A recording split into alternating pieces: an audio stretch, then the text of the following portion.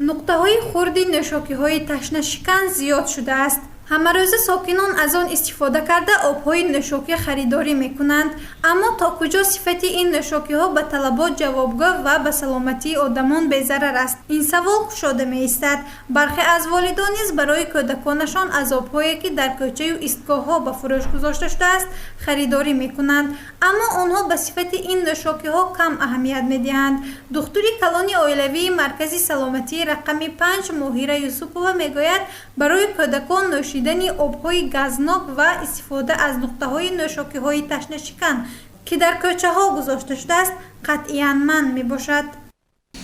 از سبب گرمی هوا که روزهای آخر ما مشاهده کرده استادیم، خیلی ما هم شخصی کلان هم کودکان تشنه میمانند و بنابراین بسیار احتیاج دارم به نوشیدن آب نوشاکی‌ها. لیکن باید گفت که اکثر کودکان، اساساً کودکان سنی تا مکتبی به آب‌های هر خیلی احتیاج دارند و ما دختران تنها آبی تازه توصیه میدیم. آبی مقرری، مثلا آب‌هایی که اگه خیلی کنسروانت رنگ ها شیرینی ها ندارند و ما چند تا بار میگوییم که عموماً اوگلیوات هایی که در ترکیب آب ها هستند به ارگانیسم هم آدمی کلان و هم کودک زیان میرسانند. بسیار مادرها میدانند که همه این آب ها زیان میرسانند به ارگانیسم، لیکن از سبب آن که کودک آنها طلب میکند با یک گریه، با یک و مانیپولیاسیون میگوییم ما و به خاطر آنکه کودکشان آرام شود خریده میدن، لیکن نادرست است. باید به کودک آبی تازه یا که آن همون کمپوت هایی که خودشان در خانه تیار میکنند جان بهتر میشه. اساساً در موسم تابستان با ما کودکان با بیماری‌های شدیدی معده روده، با بیماری‌های دیسپپسی میگوییم قیکنی و با درد گلو هم مراجعت میکنند و سبب اساسی همین درد گلو ما میگیم که از استعمال همین آب‌های خیلی خنک که از یخدان گرفته استعمال میکنند میباشد و باید خودداری کرد از آب‌های خنک.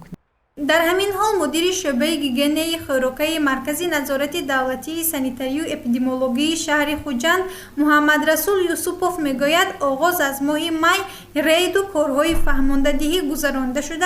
استعمال نوشاکی‌هایی که در کوچه و ایستگاه‌ها مثلا در حدود بازار و ایستگاه پنجشنبه و کوچه‌های اسماعیل سامانی موجود است منع کرده شده است. از این رو ساکنان را میباید که از نوشیدن چنین نوشاکی‌ها خودداری نمایند. شهر خوجند اوردی محصولات تیز نابود شونده و نوشاکی‌های تشنه‌شکن از ماه می سال جاری قرار برآمده است که طبق این قرار محصولاتی که تیز نابود شونده هستند و نوشاکی‌های تشنه‌شکنی که در جاهای نامعین و فروش گذاشته شده‌اند منع کرده شده است.